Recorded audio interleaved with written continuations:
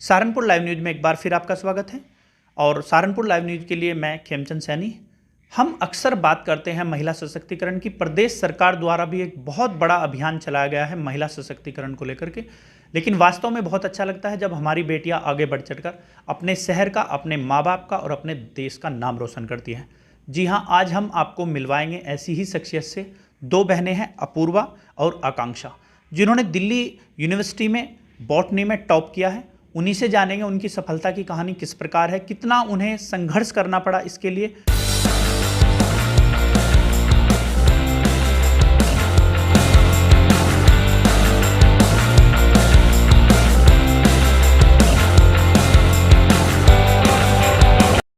मैंने अपनी 12th तक की एजुकेशन सहारनपुर से ही की है, Saraswati Vihar senior secondary school से। इस स्कूल ने बहुत ज़्यादा मोटिवेटिंग फैक्टर की तरह काम किया है। एजुकेशन के साथ साथ मेरे को बेसिक वैल्यूज़ और मॉरल एथिक्स वगैरह सब स्कूल से ही मिला है। उसके बाद मैंने अपनी ग्रेजुएशन दिल्ली यूनिवर्सिटी के हिंदू कॉलेज से किया है, जहाँ पर मैंने बीएससी ऑनर्स बॉटनी में एडमिशन लिया था। और अभी प्रेजेंटली मैं अपनी मास्टर्स कर रही हूँ हिंदू कॉलेज से ही बॉटनी में। और इसके साथ साथ अगर मैं आपको बताऊं तो इसमें मेरा ग्रेजुएशन में 9.878 CGPA रहा है, जिसके साथ मेरे को एक यूनिवर्सिटी टॉपर का अपने सब्जेक्ट में ये गोल्ड मेडल मिला है 2020 के लिए, जिसकी कॉन्वोकेशन अभी रिसेंटली 27 फरवरी 2021 में हुई है। और अगर इसके लिए मोटिवेटिंग फैक्टर्स या संघर्ष की बात की जाए तो सबसे बड़ा पेरेंट्स के साथ, टीचर्स के साथ जो सबसे इम्पॉर्टेंट रोल प्ले किया है वो मेरे ब्रदर प्रतीक पवार ने प्ले किया है। Because he was the consistent motivation कि अगर कोई भी छोटी से छोटी प्रॉब्लम होती थी तो सबसे पहला थॉट मेरे माइंड में आता था, भैया को बता दो, भैया सब चीज़ें हैंडल कर लेंगे। Right from the day of admission to the day of convocation he was a consistent part of this. Besides him, another person that played very important role in my life is one of my cousin brothers, जो सहारनपुर में रामपुर में गोचर महाविद्यालय है, उसमें वहाँ पर एक प्रोफेसर लेडी हैं, उनके बेटे हैं अभिषेक वर्मा भैया। अभी वो करंटली दिल्ली यूनिवर्सिटी में प्रोफेसर हैं केमिस्ट्री डिपार्टमेंट में। उन्होंने भी बहुत इंपॉर्टेंट रोल प्ले किया है, to special thanks to him also. अब आपका लक्ष्य आपने क्या निर्धारित किया, क्या आप बनना चाहते हैं? और अभी जैसे लक्ष्य की बात है तो मेरा मेन फोकस है कि जैसे अभी मेरी अपब्रिंगिंग इस एम्बियंस में हुई है, मैंने अपने पापा को, अपने ताऊ चाचा, अपने फैमिली मेम्बर्स को सबको देखा है गवर्नमेंट सर्विस में सर्व करते हुए। तो that was really a motivating force for me to serve people at large scale. So अभी मेरा इंटरेस्ट है कि अभी मैं मास्टर्स कर रही हूँ प्रेजेंटली, तो अभी नियर फ्यूचर में मैं अपना नेट JRF क्वालिफाई करना चाहती हूँ। उसके बाद मैं मास्टर्स कंप्लीट करने के बाद गवर्नमेंट जॉब्स का ही मेरा टारगेट है, स्टेट सर्विसेज एंड ऑल। तो this is main my ambition to serve the people at large. आप दोनों बहनें हैं? हाँ जी। और दोनों बहनों में आपने पहले जो सरस्वती विहार में आप सेकंड टॉपर थे, इस बार आप टॉपर हैं, तो कहीं ना कहीं दोनों बहनों में भी पढ़ाई को लेकर के कहीं कंपटीशन रहता है? हाँ, कंपटीशन हमेशा रहता है, बट एक हेल्दी कंपटीशन हम दोनों के बीच में हमेशा रहा है कि जैसे हम पढ़ाई करते थे तो हमारा हमेशा टीचर्स भी ये चीज़ बोलते थे कि तुम्हारे आंसर्स भी सेम है, साथ बैठ के लिखते हो क्या। जब हम प्रिपेयर करते हैं तो हम दोनों साथ बैठ के पढ़ते हैं, नोट्स साथ बनाते हैं। जो टॉपिक मुझे क्लियर नहीं हुआ वो मुझे बताती है और जो उसको क्लियर नहीं हुआ मैं उसको बताती हूँ। यही हमारी स्ट्रैटेजी ग्रेजुएशन में भी रही है कि दोनों म्यूचुअली पढ़ाई करते हैं। कॉम्पिटिशन ज़रूर था बट एक हेल्दी कॉम्पिटिशन। तो हमें वो चीज़ आदत हो गई है कि लोग कुछ भी गए कॉम्पिटिशन है, हमें तो मालूम है कि ये एक सपोर्ट है बेसिकली, कि सपोर्ट सिस्टम की तरह हम दोनों ने एक दूसरे के लिए काम किया है। आपने पहले से सोचा था कि आप जो है टॉप करेंगी यूनिवर्सिटी? परेशानियाँ इज़ अपने अपने लेवल पे सबको परेशानी थोड़ी थोड़ी होती है। घर से इतने टाइम बाद हॉस्टल जाना सबसे बड़ा फैक्टर रहता है कि आपको जाके मन लगाना है वहाँ पे और ये सब चीज़ें, खाना नहीं मिल रहा। लेकिन ऐसा कुछ मैंने नहीं सोचा था कि मैं यूनिवर्सिटी टॉप करूँगी। बस मेरा मेन फोकस यही रहता है, आप जो काम करो परफेक्शन से करो उसको, कल की ज़्यादा टेंशन मत लो, आज जो कर रहे हो उसको परफेक्टली करो कि आप क्या मैक्सिमम आउटपुट दे सकते। पब्लिक सर्विस में आप जाना चाहते हैं, तो पब्लिक सर्विस के लिए क्या आपकी तैयारी है और एक अच्छे अधिकारी में क्या गुण होना चाहिए? क्या आपको लगता है कि मुझे ये करना है तब जाकर पब्लिक की सेवा करनी है? देखिए, ये चीज़ तो मैं नहीं बता पाऊँगी कि एक अच्छे अधिकारी में क्या गुण होने चाहिए, वो तो पब्लिक की डिमांड्स के अकॉर्डिंग डिपेंड करता है। बाकी मुझे व्यक्तिगत रूप से अगर हम बात करें, व्यक्तिगत रूप से सबसे पहले मुझे ऐसे लगता है कि आप सामने वाले को सुनो, मतलब आप उसकी समस्या सुनने के काबिल होने चाहिए। ये नहीं कि आप सिर्फ डोमिनेटिंग फैक्टर की तरह काम कीजिए, आप उसकी समस्या सुनिए। और जहाँ तक मुझे लगता है कि आपको पहले लर्निंग प्रोसेस बहुत ज़रूरी है बिफोर एक्टिंग और एग्जीक्यूटिंग समथिंग। तो before going to that phase अभी मुझे लगता है कि at present I am 22 years old, so I am in the growing phase and learning phase. So it's better कि I should learn by observing things practically rather than only bookish knowledge. तो मेरे को ऐसा लगता है कि व्यक्तिगत रूप से एक आप किसी भी सिचुएशन को हैंडल करने के लिए मेंटली प्रिपेयर होना सबसे पहले बहुत ज़रूरी है। कि कुछ भी आए आप एकदम से पैनिक मत करो, कि देखो कि क्या हम चीज़ कैसे हैंडल कर सकते हैं, उसको पेशेंटली रियलाइज़ करो कि what can be the possible solutions. इसके अलावा और क्या क्या आपकी हॉबीज़ हैं? इसके अलावा मैं खाली समय में सबसे ज़्यादा अपनी मम्मी से बात करती हूँ, तो उसकी वजह से कई बार मम्मी मुझे बोल भी देती है, बहुत बोलती हो तुम। नॉन फिक्शन बुक्स पढ़ना मुझे पसंद है, पेंटिंग और स्केचिंग करना मुझे काफ़ी अच्छा लगता है फ्री टाइम। तो आपने एकदम पब्लिक सर्विस का ही क्यों चुना? और बहुत सारी चीज़ें रहती हैं बच्चों के दिमाग में, मैं ये भी कर सकता हूँ, ये भी कर सकता हूँ। और आपके पापा एक चिकित्सक हैं, दादाजी भी आपके गोल्ड मेडलिस्ट रहे हैं, तो उनसे कहीं ना कहीं प्रेरणा लेने का काम किया आपने? ये काफ़ी पहले से मुझे लगता था बचपन से ही कि मतलब कुछ तो बात है गवर्नमेंट सेक्टर के अंदर कि आप अपनी एक छोटी सी मतलब with the power of your pen you can make a big change. तो मुझे ये कहीं ना कहीं शुरू से स्टार्टिंग से ये चीज़ मेरे माइंड में थी कि हाँ मुझे गवर्नमेंट सर्विस ज्वाइन करनी। Basically I want to serve people at large, वो चाहे आप किसी और फील्ड से हो सकता है, गवर्नमेंट सर्विस से हो सकता है। और पापा, दादाजी और फैमिली मेम्बर्स, भैया स्पेशली हमेशा एक तरह से मोटिवेशन और इंस्पिरेशन की तरह इन्होंने काम किया है। कि आप दोनों ट्विन्स हैं, सिस्टर भी हैं आपकी, अभी उनसे भी बात करेंगे।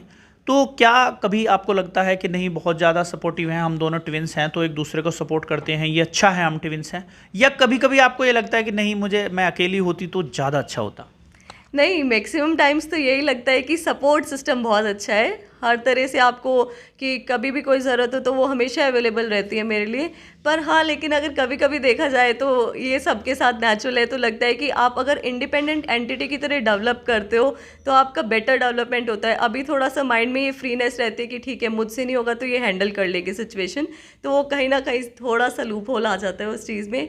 वरना 90% कहा जाए तो सपोर्ट सिस्टम है और 10% कभी कभी हो जाता है। आप दोनों में निश्चित रूप से प्यार भी अच्छा होगा, अच्छी बॉन्डिंग भी नज़र आ रही है, पर क्या कभी कभी झगड़ा भी होता है?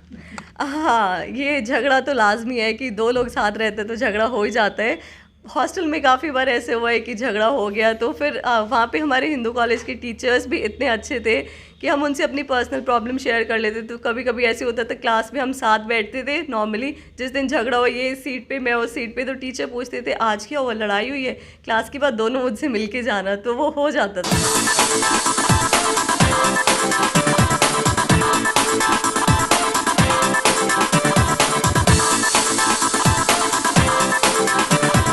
आकांक्षा हमारे साथ हैं, आकांक्षा से भी हम बात करेंगे। जी आकांक्षा, पहले बताएं अपने बारे में। गुड मॉर्निंग, माई सेल्फ आकांक्षा। और जैसे आपने बताया कि अपूर्वा और मैं दोनों ट्विन्स हैं और हम दोनों की बेसिक एजुकेशन सरस्वती विहार से हुई है। हम दोनों साथ में हैं MSc botany from Hindu college, department of botany, university of Delhi से। पहले सरस्वती विहार में आपने टॉप किया था, सिस्टर सेकंड रही थी, तो इस बार कैसे आप पीछे रह गई? ये क्वेश्चन होता रहता है। मेन जो मेरा ड्रॉबैक रहा था वो ये था कि एक सब्जेक्ट चूज़ करना होता है आपको, जिसको बोलते हैं जनरल इलेक्टिव, जी बोलते हैं जिसको। तो उस टाइम पर मेरा थोड़ा इंटरेस्ट था कि मैं पॉलिटिकल साइंस पढूं, हमेशा से इंटरेस्ट था मेरा सोशल साइंस की तरफ। तो मैंने उस सेमेस्टर में ज़ूलॉजी लेती थी मैं हमेशा एज अ जी, तो मैंने ज़ूलॉजी छोड़कर पॉलिटिकल साइंस ले लिया। तो उसके बाद मेरा जो सीजीपीए वो यूजुअली 10 रहता था ज़ूलॉजी में, तो उससे मेरा सीजीपीए 7 आ गया था। सबने मुझे, इनफैक्ट मम्मा ने, पापा ने, सबने कहा था पॉलिटिकल साइंस में नंबर नहीं आते हैं, सोच ले। बट मेरा इंटरेस्ट था उसमें, जो टॉपिक था that was very interesting, it was United nation and global conflict. तो मेरा और भी ज़्यादा इंटरेस्ट था कि मैं वो पढूं। तो शायद उस सेमेस्टर की वजह से मेरा थोड़ा बहुत ज़्यादा पीछे हो गया था, सीजीपीए 7 आया था, तो वो ड्रॉबैक रहा है। अदरवाइज़ तो बराबर चलते थे हम। चलिए खैर, आपने सेकंड पोजीशन नहीं छोड़ी, ये भी बड़ी बात है।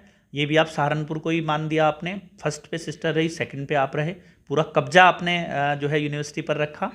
तो इसमें आप सबसे अहम रोल किन का मानते हैं?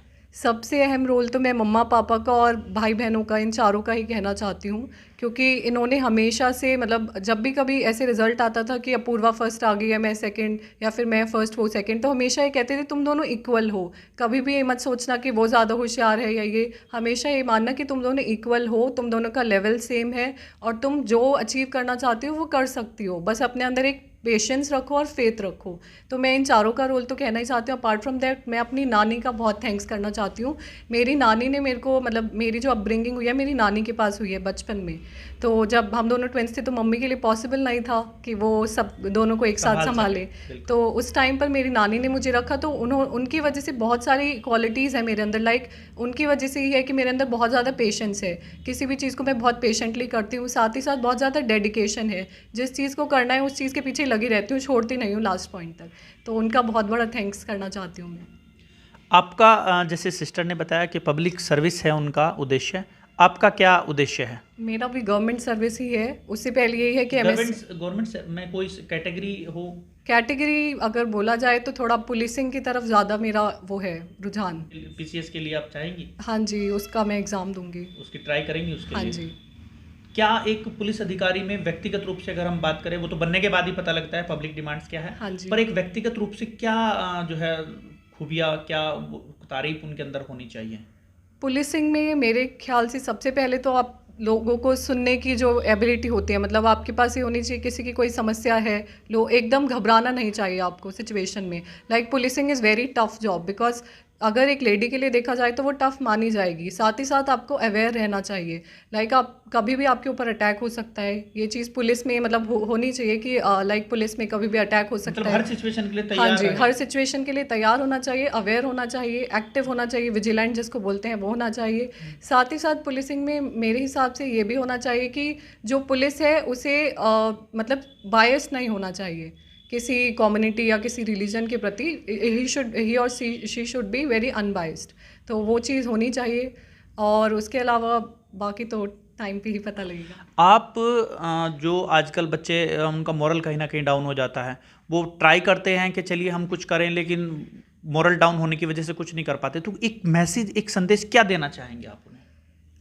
देखो, मॉरल डाउन सबका होता है। मतलब कभी कभी ऐसे टाइम आता है आपका बहुत ज़्यादा मतलब पीक वाला टाइम कि आप बहुत ग्रो कर रहे हो, और कभी कभी ऐसा टाइम होता है कि बहुत लो फील करते हो। ये मॉरल डाउन वाली सिचुएशन सबके साथ होती है, लेकिन उस टाइम पे अपने आप को बस पेशेंटली ये समझाना चाहिए कि नहीं, मैं कर सकती हूँ। कैसे संभालते हैं उस टाइम अपने आप को?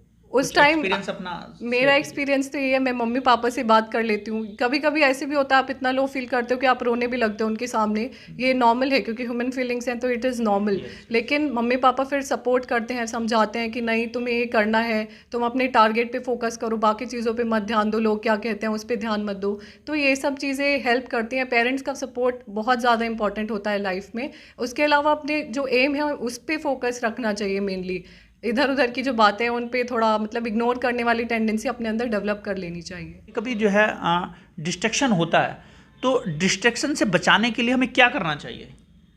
उसके लिए तो यही है कि अपना मतलब जिस चीज़ से डिस्ट्रैक्शन हो रहा है या तो उसको छोड़ दो बिल्कुल, मतलब छोड़ना मुश्किल होता है, या तो उसको बिल्कुल छोड़ दो, या फिर अपना जो फोकस है, एरिया ऑफ इंटरेस्ट है, जैसे आपकी हॉबी, जैसे मेरा है कैलीग्राफी करना, कि मैं कभी कभी मेरे को कैलीग्राफी में मेरे कज़न भैया ने गिफ्ट भी किए हैं, बहुत अच्छे पेन गिफ्ट किए हैं।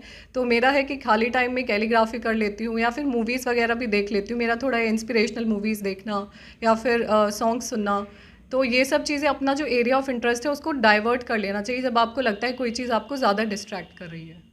ये थे हमारे साथ आज अपूर्वा आकांक्षा, जिन्होंने बॉटनी में दिल्ली यूनिवर्सिटी को टॉप करके निश्चित रूप से जो है सहारनपुर का, अपने माँ बाप का नाम रोशन किया है।